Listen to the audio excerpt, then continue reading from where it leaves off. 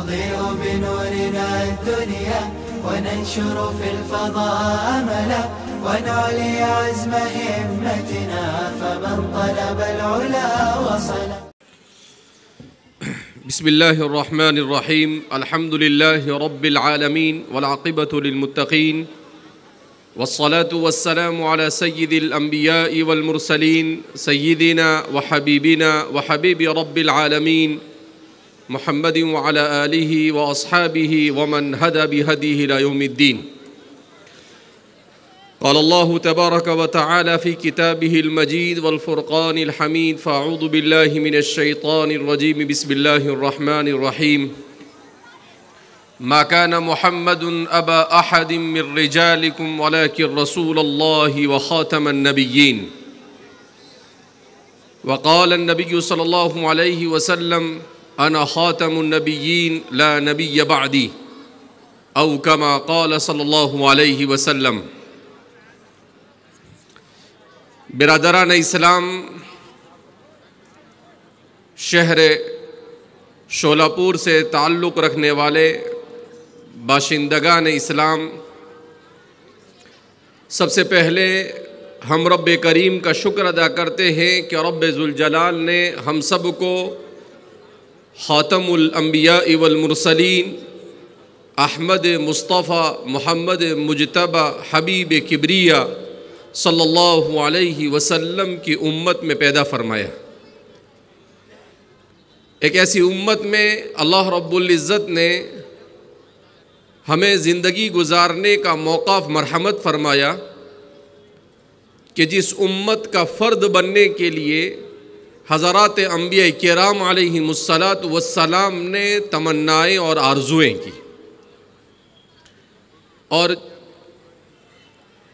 انبیاء میں بھی اولو العزم انبیاء، وہ انبیاء جنہیں تمام انبیاء میں سب سے افضل انبیاء کہا جاتا ہے. حضرت نوح علیہ السلام، حضرت ابراہیم علیہ السلام، حضرت موسیٰ علیہ السلام، حضرت عیسیٰ علیہ السلام اور حضرت محمد مصطفیٰ صلی اللہ علیہ وسلم، ان 5 انبیاء کو اولو العزم انبیاء کہا جاتا ہے. آج ہمارے نوجوان کو یہ تو معلوم ہے کہ 5 سب سے اچھے کرکٹر کون ہے. آج ہمارے نوجوان کو یہ تو معلوم ہے کہ 5 سب سے اچھے فلم اسٹار کون ہے، مگر افسوس کے ساتھ کہنا پڑتا ہے کہ اگر ہمارے نوجوان سے پوچھا جائے کہ 5 اولو العزم انبیاء کون ہے تو وہ اس کا جواب نہیں دے سکتا ہے. تو 5 اولو العزم انبیاء حضرت نوح علیہ السلام، حضرت ابراہیم علیہ السلام، حضرت موسیٰ علیہ السلام، حضرت عیسیٰ علیہ السلام اور میرے اور آپ کے آقا خاتم النبیین حضرت احمد مصطفیٰ محمد مجتبی صلی اللہ علیہ وسلم، ان انبیاء کو اولو العزم انبیاء کہا جاتا ہے. میرے اور آپ کے لیے کتنی سعادت کی بات ہے کہ ان اولو العزم انبیاء میں سے حضرت موسیٰ علیہ السلام، جن کا ذکر قرآن کریم میں سب سے زیادہ کیا گیا، پہلے پارے سے لے کر 30ویں پارے تک کوئی پارہ ایسا نہیں جس میں سیدنا حضرت موسیٰ علیہ السلام کا ذکر نہ کیا گیا ہو. مگر حضرت موسیٰ علیہ السلام جب امت محمدیہ کے فضائل کو سنتے ہیں تو وہ خود آرزو اور تمنا کرتے ہیں کہ وہ نبی نہ ہو کر اس امت کے ایک فرد ہو. حضرت عیسیٰ علیہ السلام یہ بنو اسرائیل کے آخری نبی ہے اور آپ کا شمار بھی اولو العزم انبیاء میں ہوتا ہے، مگر اس کے باوجود آپ بھی اس نبی کے امتی ہونے کے لیے اللہ رب العزت سے دعائیں کرتے ہیں. تو ہم اسی سے اندازہ لگا سکتے ہیں کہ اس نبی یعنی نبی اکرم صلی اللہ علیہ وسلم کی امت کا ایک فرد ہونا یہ کتنی بڑی سعادت کی بات ہے کہ انبیاء کرام علیہم السلام اور اولو العزم انبیاء بھی اس میں اپنے آپ کو اس امت کا ایک فرد کی حیثیت سے آنے کے لیے اللہ سے دعائیں کر رہے ہیں۔ اسی لیے ہمارے علماء نے لکھا ہے کہ اللہ رب العزت نے دونوں کی دعائیں قبول کی۔ حضرت موسیٰ علیہ السلام کی دعا بھی قبول کی، اور حضرت موسیٰ علیہ السلام سے اس امت پر نمازوں کی تخفیف کی خدمت لے کر گویا کہ ان کی اس دعا کو قبول کیا گیا کہ معراج کے موقع پر جب نبی کریم صلی اللہ علیہ وسلم کو معراج کا سب سے عظیم تحفہ عطا کیا گیا۔ کیا تحفہ عطا کیا گیا؟ اللہ کے رسول صلی اللہ علیہ وسلم کو معراج کے موقع پر اللہ رب العزت نے نماز کا تحفہ عطا کیا۔ کتنی نمازیں عطا فرمائی؟ 50 نمازیں عطا فرمائی، اور کہا کہ محمد عربی صلی اللہ علیہ وسلم یہ 50 نمازیں آپ پر اور آپ کی امت پر فرض کی جاتی۔ تو اللہ کے رسول صلی اللہ علیہ وسلم جب اسے لے کر آئے، حضرت موسیٰ علیہ السلام کے پاس سے گزرے تو حضرت موسیٰ علیہ السلام نے پوچھا کہ اے میرے بھائی محمد صلی اللہ علیہ وسلم، آپ ذرا بتائیے کہ تمہیں تحفے کے طور پر کیا دیا گیا؟ کہا 50 نمازیں دی گئی۔ کہا کہ تمہاری امت اسے نہیں پڑھ سکے گی، اس لیے آپ اللہ سے جا کر درخواست کیجئے کہ اس میں کچھ تخفیف کر دے۔ اللہ کے رسول صلی اللہ علیہ وسلم گئے تو کہا کہ چلو آپ کو ڈسکاؤنٹ دیا جاتا ہے 5 نمازوں کا۔ پھر اللہ کے رسول صلی اللہ علیہ وسلم گزرے تو پھر حضرت موسیٰ علیہ السلام نے کہا کہ 45 بھی نہیں پڑھنے والی یہ امت۔ پھر حضور گئے، اس طرح سے آپ کو 5 نمازوں کا ڈسکاؤنٹ دیا۔ جب 5 نمازیں رہ گئی تو حضرت موسیٰ علیہ السلام نے کہا کہ اے محمد عربی صلی اللہ علیہ وسلم 5 بھی نہیں پڑھیں گے، کیونکہ موسیٰ علیہ السلام کو بڑا کڑوا تجربہ تھا بنو اسرائیل کے ساتھ۔ وہ بنو اسرائیل جو حضرت موسیٰ علیہ السلام جو کچھ کہتے تھے ہمیشہ اس کا الٹا کرنے کی عادی بن چکی تھی۔ تو اللہ کے رسول صلی اللہ علیہ وسلم نے کہا کہ 5 کر کم کی جا رہی ہے، کہیں 5 کم نہ کر دی جائے، اب تو مجھے حیا اور شرم محسوس ہوتی ہے، اب اس میں دوبارہ نہیں جا سکتا ہوں۔ بہت سارے لوگ سوچ رہے ہوں گے مجمع میں کہ اچھا ہوتا کہ چلے جاتے تاکہ یہ 5 بھی معاف ہو جاتی۔ ایسا نہیں ہے۔ نماز اللہ کے رسول صلی اللہ علیہ وسلم کو چونکہ معراج میں تحفے کے طور پر دیا گیا تھا، اس لیے حضور نے فرمایا قرۃ عینی فی الصلاۃ، نماز میری آنکھوں کی ٹھنڈک ہے۔ اور آج کا مسلمان اپنے آپ کو نبی کریم صلی اللہ علیہ وسلم کی امت کا ایک فرد کہنے کے لیے تو تیار ہے، مگر وہ 5 نمازوں کو ادا کرنے کے لیے تیار نہیں۔ اس کے پاس ٹائم نہیں۔ کیوں ٹائم نہیں؟ اس کو پیسے کمانا ہے، اسے اپنا نام بنانا ہے، ایسا مشغول اور دنیا میں ایسا منہمک ہو گیا ہے کہ وہ یہ نہیں چاہتا ہے کہ 5 نماز 24 گھنٹے میں اللہ رب العزت نے 5 نمازیں فرض کی ہے، اور ان 5 نمازوں کے پڑھنے میں بھی اللہ کا کوئی فائدہ نہیں، سراسر دنیا اور آخرت میں بندے ہی کا فائدہ ہے۔ تو حضرت موسیٰ علیہ السلام نے 45 نمازوں کا ڈسکاؤنٹ کروا کر اس امت پر احسان کر اس امت کے ایک فرد ہونے کی حیثیت کی اعتبار سے اللہ رب العزت نے گویا کہ ان سے یہ کام لیا۔ حضرت عیسیٰ علیہ السلام نے بھی دعا کی، جب اس امت کی فضیلتوں کو اللہ رب العزت نے ان کے سامنے بیان کیا تو اللہ رب العزت نے قیامت سے پہلے ان کے نزول کے بارے میں بیان کیا کہ قیامت سے پہلے دجال کا فتنہ جب آئے گا تو اس فتنے کو کوئی انسان ختم نہیں کر سکتا۔ انسانی تاریخ کا سب سے خطرناک اور سب سے مشکل ترین فتنہ ہوگا جو مومنین ہی پر نہیں پوری دنیا کی انسانیت کے اوپر وارد ہوگا۔ اس کا ختم کرنا کسی فرد بشر کی ہمت نہیں ہوگی۔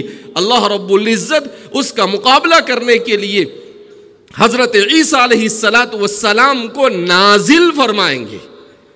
کیا کہہ رہا ہوں؟ حضرت عیسیٰ علیہ السلام کو نازل فرمائیں گے۔ یہ اس لیے کہنے جا رہا ہوں کہ بہت سارے لوگ ایسے ہیں جو اپنے آپ کو عیسیٰ کہتے ہیں. ارے بھائی، عیسیٰ علیہ السلام دنیا میں پیدا نہیں ہوں گے. حضرت عیسیٰ علیہ السلام تو حضرت مریم کی کوکھ سے اللہ رب العزت نے معجزے کے طور پر بغیر والد کے ان کو پیدا کر دیا. وہ دنیا میں آئے، نبی کی حیثیت سے بنو اسرائیل میں رہے، اللہ نے آپ کو آسمانوں پر اٹھا لیا. قرآن میں اللہ فرماتے ہیں وَمَا قَتَلُوهُ وَمَا صَلَبُوهُ وَلَكِنْ شُبِّهَ لَهُمْ، کہ وہ یہودیوں نے ایک سازش بنا کر حضرت عیسیٰ علیہ السلام کو پھانسی پر لٹکانے کی کوشش کی. قرآن صاف الفاظ میں کہتا ہے وَمَا قَتَلُوهُ وَمَا صَلَبُوهُ وَلَكِنْ شُبِّهَ لَهُمْ، کہ نہ تو وہ انہیں قتل کر سکے اور نہ انہیں وہ سولی دے سکے، بلکہ معاملہ ان پر مشتبہ ہو گیا. معاملہ ان پر کیا ہو گیا؟ مشتبہ ہو گیا. حضرت عیسیٰ کو اللہ نے آسمانوں پر اٹھا لیا. وہ پہلے آسمان میں زندہ ہے، اور جب اللہ ان کی ضرورت کو محسوس کرے گا، اس امت کو فتنہ دجال سے بچانے کے لیے اللہ رب العزت انہیں ملک شام کے مسجد جامع کے مینارے پر اتارے گا. اس وقت حضرت مہدی نماز پڑھا رہے ہوں گے اور آپ وہاں پر نازل ہوں گے.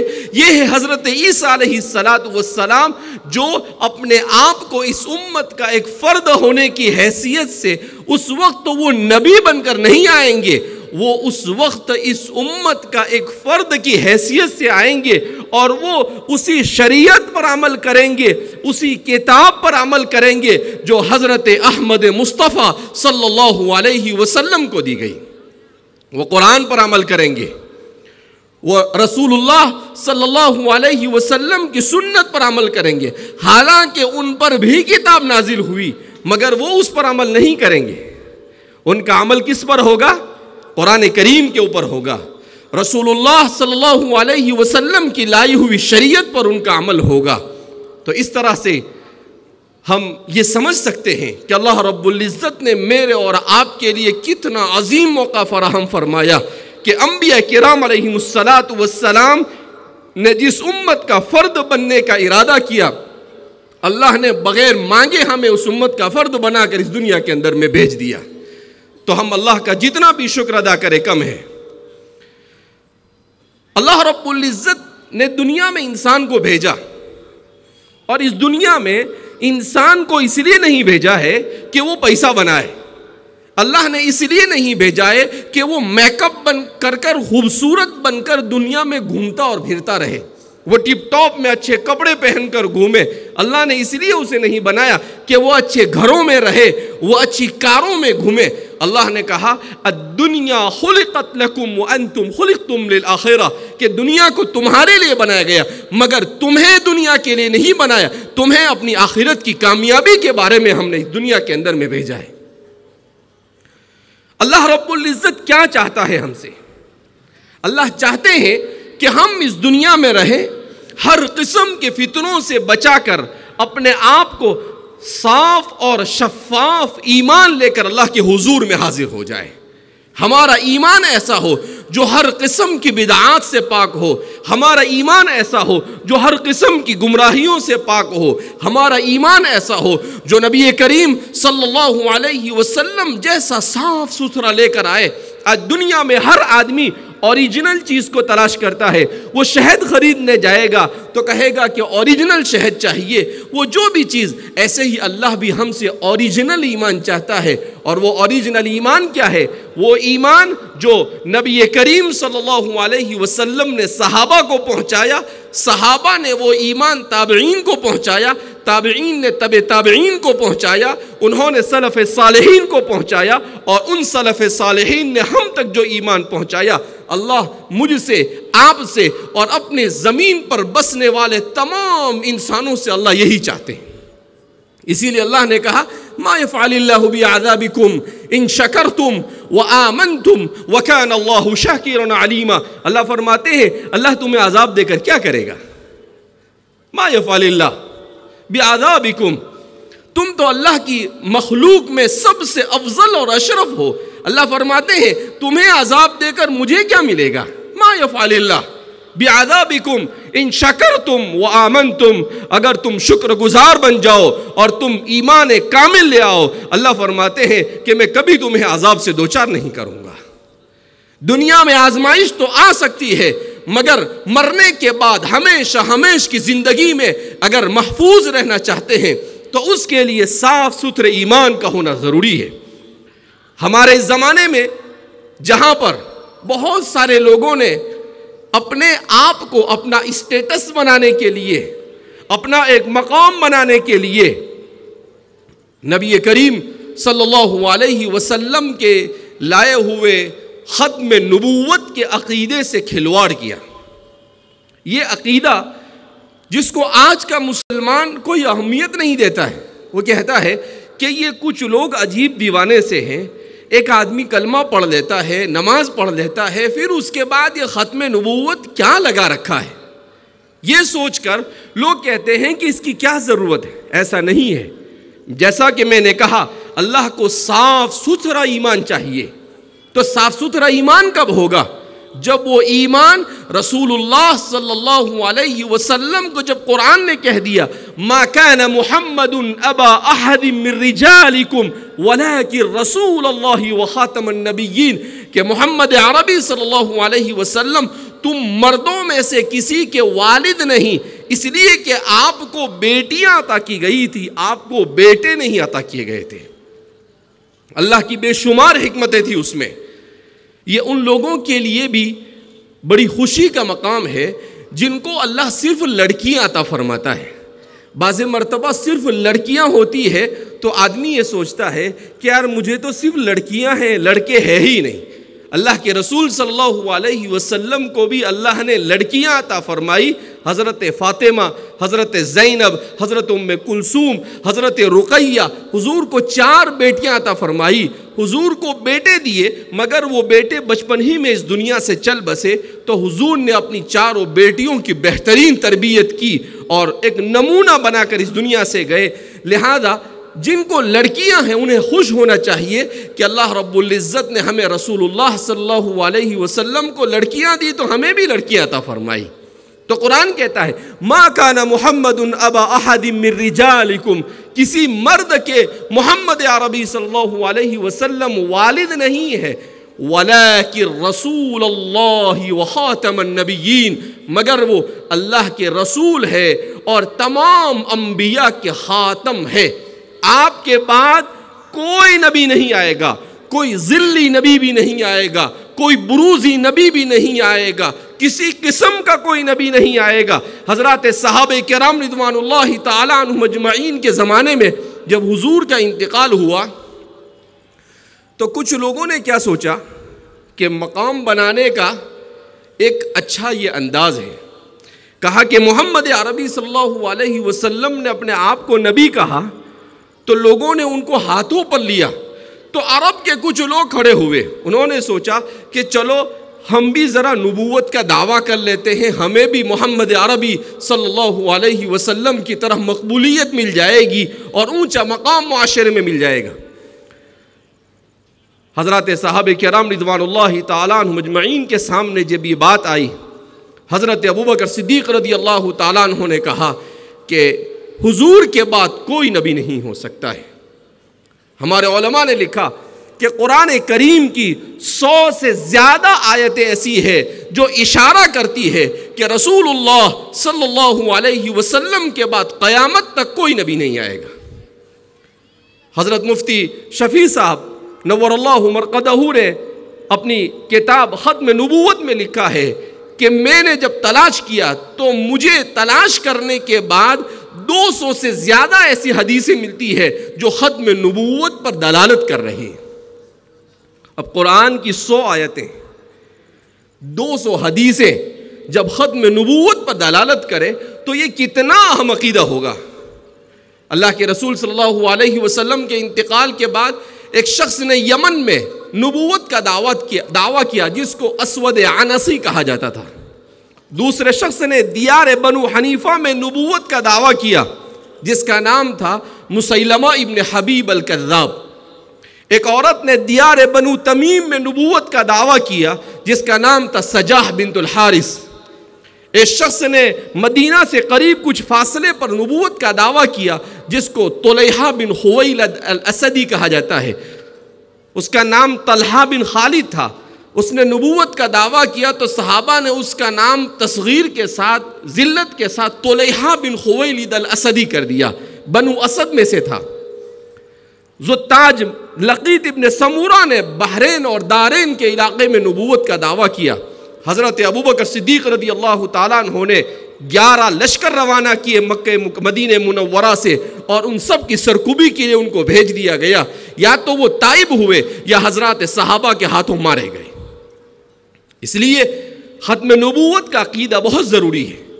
ہمیں یہی ماننا ہوگا کہ رسول اللہ صلی اللہ علیہ وسلم خاتم النبیین ہیں بغیر کسی تعویل کے۔ آپ کے بعد نہ تو کوئی نبی آیا ہے نہ قیامت تک آئے گا۔ اگر غلام احمد قادیانی نے نبوت کا دعویٰ کیا اس کا کوئی اعتبار نہیں، اگر شکیل بن حنیف نبوت کا دعویٰ کرے اس کا بھی کوئی اعتبار نہیں۔ ہم نے رسول اللہ صلی اللہ علیہ وسلم کو اپنا قائد منتخب کیا ہے۔ حضور سے بہتر قائد کون ہو سکتا ہے؟ حضور سے زیادہ بہتر نبی کون ہو سکتا ہے؟ اللہ رب العزت ہم سب کو عقیدہ ختم نبوت کو سمجھنے کی اور اپنے دل کے نہا خانے میں اسے جگہ دینے کی توفیق مرحمت فرمائے، اور اس طرح کے کذاب اور جھوٹے ہر قسم کے لوگوں سے پوری امت کی اللہ حفاظت فرمائے۔ تو اس لیے سب سے اہم یہ ہے کہ ہم اپنے بچوں کو بھی سکھائے، اپنے مکتبوں میں بھی پڑھائے کہ ختم نبوت یہ اسلام اور مسلمانوں کا ایک اہم ترین عقیدہ ہے۔ اس کے بعد ہم آتے ہیں اپنے دوسرے موضوع کی طرف کہ ضروری اس کے ساتھ یہ بھی ہے کہ ہم اس وقت اس ملک میں بہت زیادہ چیلنج کے ساتھ زندگی گزار رہے ہیں۔ مسلمانوں کے لیے بڑے مسائل ہیں، مگر مسلمان ان مسائل سے گھبراتا نہیں ہے۔ اگر گھبرا گیا تو مسلمان نہیں۔ مسلمان تو وہ ہوتا ہے جو حالات کا مقابلہ کرتا ہے۔ رسول اللہ صلی اللہ علیہ وسلم نے جب مکہ مکرمہ میں اپنی دعوت کو شروع کیا تو کس نے آپ کی مخالفت نہیں؟ آپ کے خاندان والوں نے آپ کی مخالفت کی، پورا مکہ آپ کا مخالف ہو گیا، یہاں تک کہ آپ کو قتل کرنے کی کوششیں کی، مگر اللہ کے رسول صلی اللہ علیہ وسلم کا کوئی بال بیکا نہیں کر سکا۔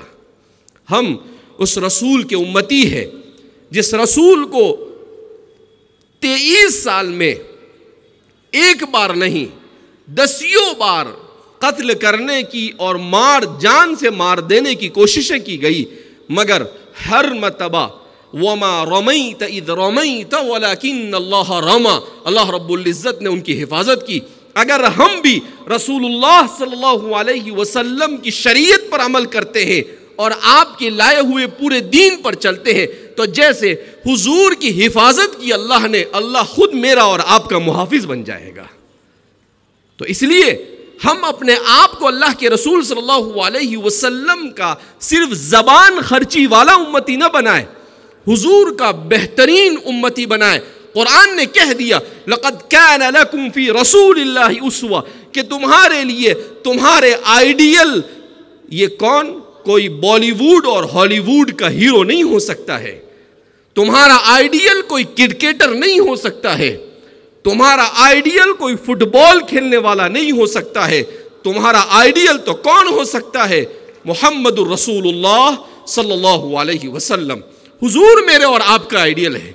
حضور نے کیسے بال رکھنا، حضور نے بال رکھنا بھی سکھایا، چھوٹے بال رکھنے والوں کے لیے وہ طریقہ بتایا، بڑے بال رکھنے والوں کے لیے وہ طریقہ بتلایا۔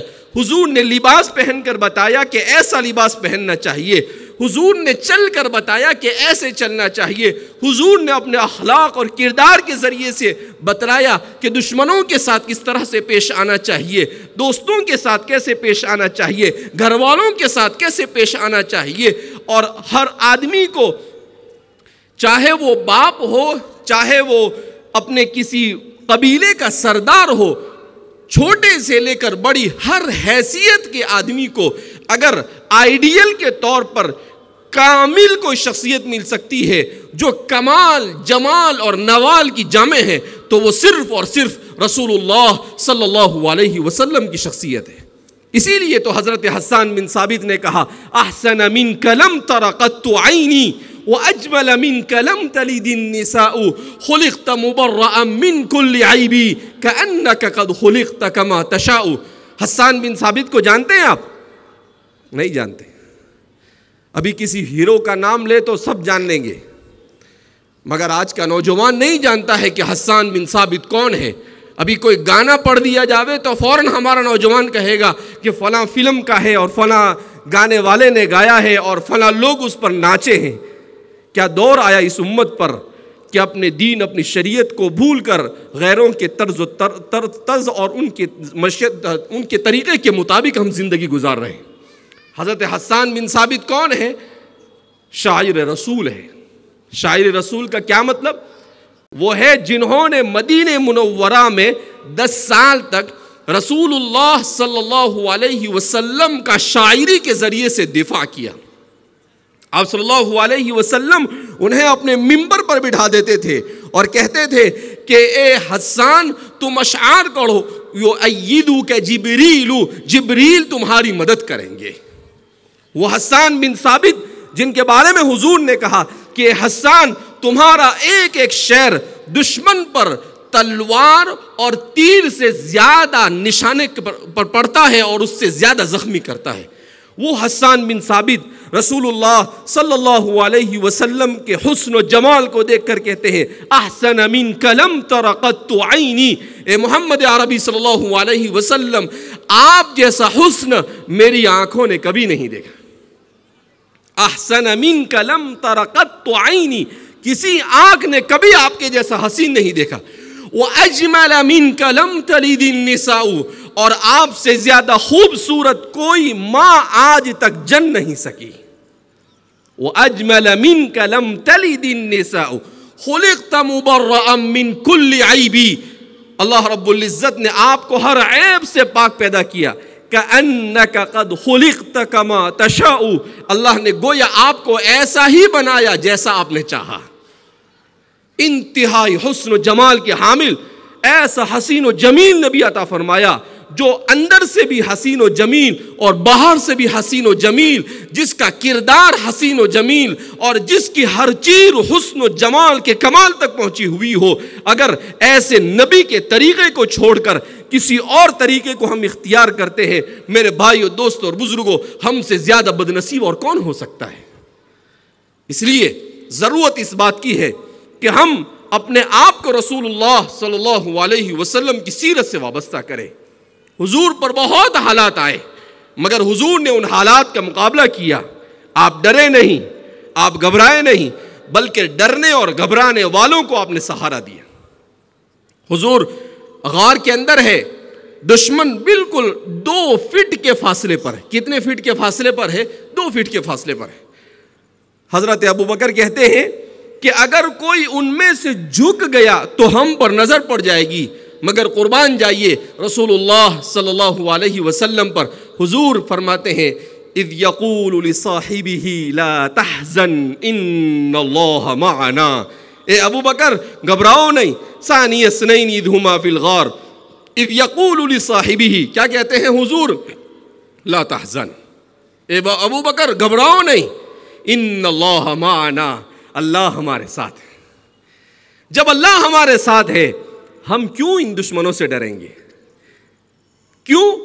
اس لیے کہ یہ ہمیں نہیں مار سکتے جب تک کہ اللہ کی مرضی نہ ہو، یہ ہمیں ذلیل نہیں کر سکتے جب تک کہ اللہ کی مرضی نہ ہو، یہ ہم سے کسی نعمت کو چھین نہیں سکتے جب تک کہ اللہ کی مرضی نہ ہو۔ جب ہر چیز اللہ کی مرضی سے ہوتی ہے اور اس اللہ سے میرا تعلق مضبوط ہے تو میں کیوں ڈروں؟ مجھے ڈرنے کی کوئی ضرورت نہیں۔ حضرت موسیٰ علیہ السلام کے پیچھے فرعون اپنے پورے لاؤ لشکر کے ساتھ ہے، آگے سمندر ہے، بنو اسرائیل کہہ رہے ہیں کہ موسیٰ اب پھنس گئے، ہم کہاں جائیں گے؟ مگر اس موقع پر بھی حضرت موسیٰ علیہ السلام نے کیا کہا؟